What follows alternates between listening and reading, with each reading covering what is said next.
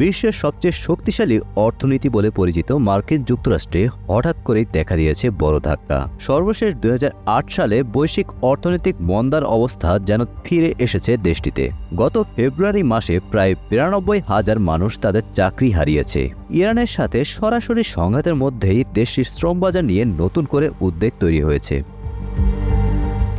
ফেব্রুয়ারি মাসের সর্বশেষ তথ্য অনুযায়ী যুক্তরাষ্ট্রে বেকারত্বের হার বেড়ে দাঁড়িয়েছে 4.4%। এর আগে জানুয়ারিতে অর্থনীতিতে প্রায় 1,26,000 নতুন চাকরি তৈরি হয়েছিল, কিন্তু ফেব্রুয়ারিতে পরিস্থিতি পুরোপুরি বদলে গিয়েছে। অর্থনীতিবিদরা যেখানে অন্তত 60,000 নতুন চাকরি যোগ হওয়ার আশা করেছিল, সেখানে উল্টো বিপুল চাকরি হারানোর খবর সামনে এসেছে।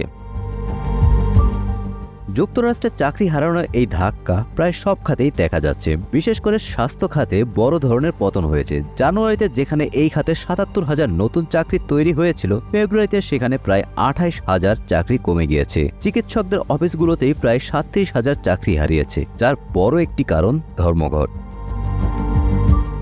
এছাড়া তথ্য প্রযুক্তি ও যোগাযোগ খাতেও প্রায় 11,000 চাকরি কমেছে। পরিবহন ও গুদামজাত খাতেও একই রকম পতন দেখা যায়। এমনকি ফেডারেল সরকারের কর্মসংস্থানও কমেছে প্রায় 10,000। বিশ্লেষকদের মতে বিভিন্ন অর্থনৈতিক চাপের কারণে অনেক কোম্পানি এখন নতুন কর্মী নিয়োগে সতর্ক হয়ে পড়েছে। কিছু খাতে ছাঁটাইও বাড়ছে।